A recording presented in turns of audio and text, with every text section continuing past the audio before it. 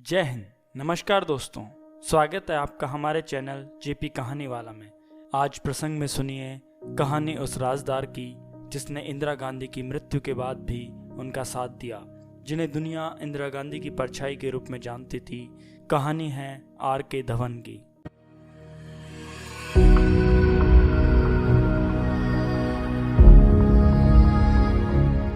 इंदिरा गांधी के समय में ऐसा कुछ भी नहीं जो R.K. धवन की पहुंच से दूर हो।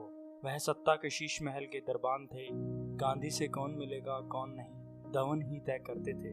फोन पर बातचीत भी धवन के जरिए ही होती थी। कभी कभी तो धवन प्रधानमंत्री की तरफ से फैसले भी ले लिया करते थे। सोनिया गांधी की जीवनी लिखने वाले रशीद किदवई के अनुसार धवन के नाम पर 1963 के बाद एक भी छुट्टी नहीं लेने का रिकॉर्ड है। वेटरन पत्रकार जनार्दन ठाकुर ने धवन से कहा था, मैं प्रधानमंत्री के साथ हर रोज सुबह 8 बजे से लेकर उनके सोने तक साथ रहता हूँ। साल के 365 दिन, कोई कैजुअल लीव नहीं, कोई छुट्टी नहीं। इंदिरा गांधी के जमाने में जब वह फोन लाइन पर आते थे तो दूसरी तरफ ताकतवर मुख्यमंत्री हो या अन्य कोई और, सबका संबोधन यस सर का ही होता था। तब उनका पद तत्कालीन पीएम इंदिरा गांधी के निजी सचिव का था, लेकिन कद किसी भी कैबिनेट मिनिस्टर या चीफ मिनिस्टर से बड़ा था। सत्ता के गलियारों की सारी ब्रेकिंग इसी शख्स के इशारे पर निकलती थी। उन्हें इंदिरा की परछाई कहा जाता था। वह इंदिरा के इतने करीब थे, जब उन पर गोलियां चली तो उनके बीच कुछ फीट का ही फासला था। इंदिरा ने अंतिम सांसें उन्हीं के सामने ली थी। इंदिरा गांधी से जुड़ी करीब हर कहानी, हर विवाद में धवन का किरदार मौजूद है। चाहे वह आपातकाल हो या ऑपरेशन ब्लू स्टार या इंदिरा की हत्या ही क्यों न हो, R.K. धवन हर जगह मौजूद रहे। इस शख्स ने इंदिरा को बचाने में एक बार मात खाई और उस बार इंदिरा को मौत ही आ गई। मौत पर तो वैसे भी किसी का वश नहीं, लेकिन इंदिरा के जीवन से जुड़ी घटनाओं पर धवन ने ऐसी पकड़ बनाई कि उनकी मौत के बाद भी राजदार धर्म निभाते रहे और उनके प्रिय नेता को बेदाग बताते रहे। इंदिरा गांधी के वफादार सचिव। अक्सर लोग जिंदगी भर साथ निभाते हैं, लेकिन R.K. धवन वह शख्सियत थे जिन्होंने इंदिरा की मौत के बाद भी उनका साथ निभाया। अक्सर इंदिरा गांधी को आपातकाल के लिए दोषी ठहराया जाता है, लेकिन R.K. धवन ने इंदिरा की मौत के बाद अपने जीते जी इसे नहीं माना। तमाम टीवी और अखबार इंटरव्यू में धवन ने यह बताने की कोशिश की कि आपातकाल की असल स्क्रिप्ट तो पश्चिम बंगाल के तत्कालीन सीएम सिद्धार्थ शंकर रॉय ने लिखी थी।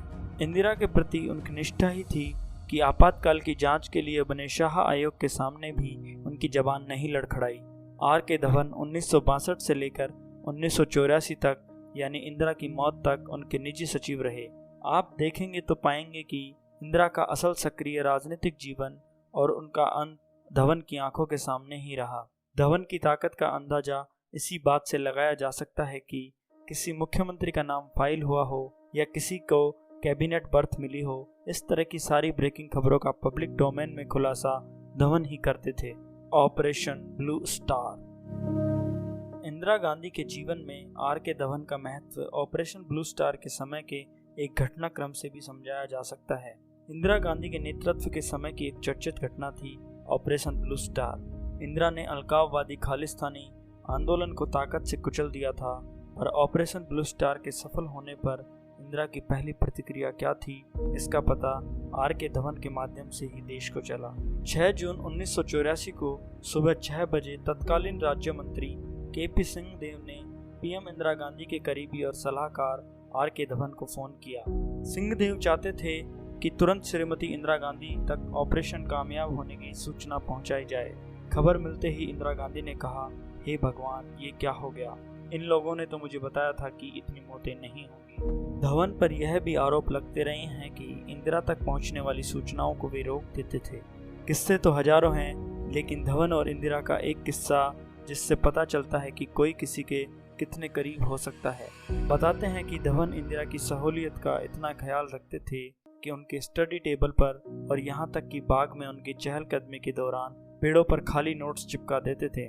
ऐसा इसलिए कि कहीं अचानक इंदिरा को कोई महत्वपूर्ण ख्याल आ जाए और वो उस पर लिख सकें। जय हिंद। अगर आपको हमारी यह वीडियो पसंद आई है तो वीडियो को लाइक, शेयर और कमेंट करें तथा हमारे चैनल को जरूर सब्सक्राइब करें।